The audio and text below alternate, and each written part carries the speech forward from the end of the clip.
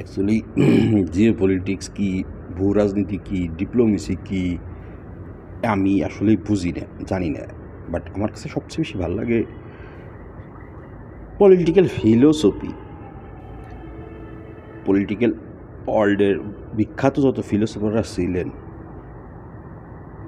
তাদের ভালো লাগে। ফর মার্কিন যুক্তরাষ্ট্রে একজন আছেন ডক্টর শিউস।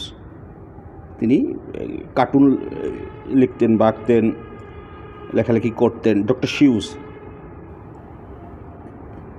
তারপরে পলিটিক্যাল ফিলোসফার নাম করা। তো ওনার একটা উক্তি কি, যে তোমার আল্লাহ বেরেন দেশে, তোমার পাও দেশে,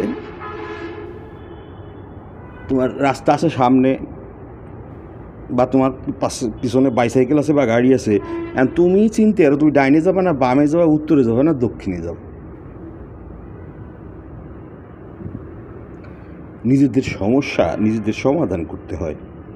আমি গত 10-15 বছরে বিএনপির উদ্দেশ্যে একটা লাইন বারবার ছড়িতাম। সেটা হচ্ছে যে বিএনপির সমস্যার সমাধান আন্দোলন এই বঙ্গবন্ধু 7 মাসের ভাষণের ভিতরে আছে। বিএনপি কি বসছে? আমি প্রমাণ করে এখনই দেখাই দেব, তাতে বাংলাদেশের একজন জানমালের ক্ষতি হতো না। আমি আজ 1 তারিখ 64 ডিস্ট্রিক্টে আমি সুজন এখন ট্রেজারি আটকাই দেব। কালকে বাংলাদেশ চলবে, পুলিশ একজনে থাকবে, বেড়াকে আর্মি থাকবে।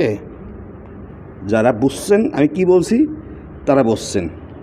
এই যে আন্ডা বাচ্চা হেফসিকলা নাসিরুদ্দিন ফাটোয়ারি এরা বসবে। আমি কি বললাম এই লাইনটা এখন?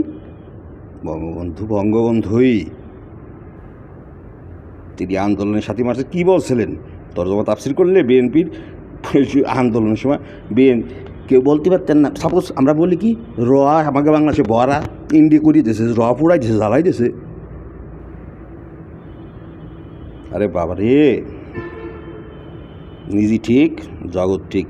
সাধু সেজো না, সাধু খুঁজো না, সাধু হব না। ভালো গীত জানি গাইব না, খারাপ গীত জানি নাগে ছাড়বো না। কারণ শয়তান ওই যে আমাকে শিরাই রক্তে, আর আমরা তো রক্ত মানুষের মানুষ। সৃষ্টির রহস্য থেকে আমরা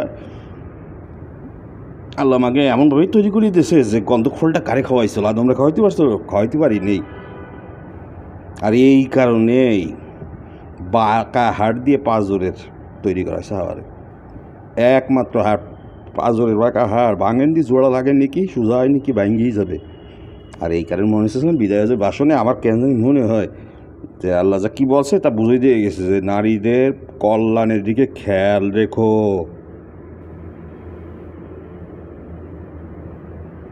আমি পীরে কামেল জনাব হজরত মৌলানা না।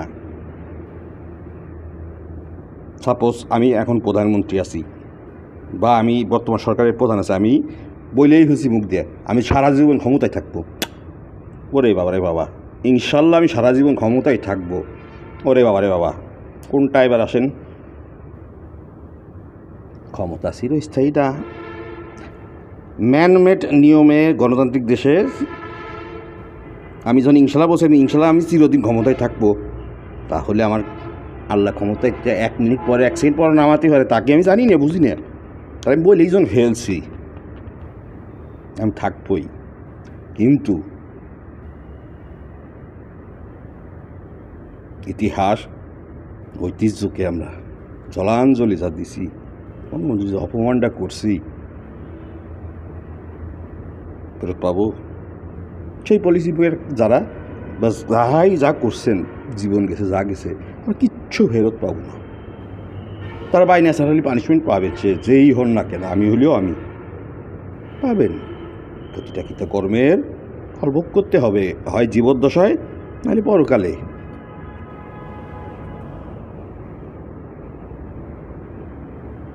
যে উপদেষ্টারা যারা আছেন, প্রধান উপদেষ্টা সহ, নিজেদের হাত দিয়ে নিজেরা মুখে কষ্টে আর পায়ে হাতে কষ্ট দিয়ে আপনারা যা জায়গায় বসে থাকবেন, আমার একটু দায়িত্ব দিন। সব উপদেষ্টারাই বসে থাকেন, আমার দায়িত্ব দিন। আমি দেখি না 2-4 দিন 5 দিন, কেন দেবেন না, কেন দেবেন না? কেন ওই যে শয়তান আমাদের সাধারণতভাবে এটা গবেষণায় দেখা গেছে যে শতকরা 1%-এর সুবিধা, শতকরা 1%-এর কাছে বাকি 99% জিম্মি। কেন? ওই 1% হচ্ছে ওই সুইচের কন্ট্রোল থাকে কাছে। তাহলে এই 1% কোনোদিন ঠিক হবে না, এভাবে চলতেই থাকবে।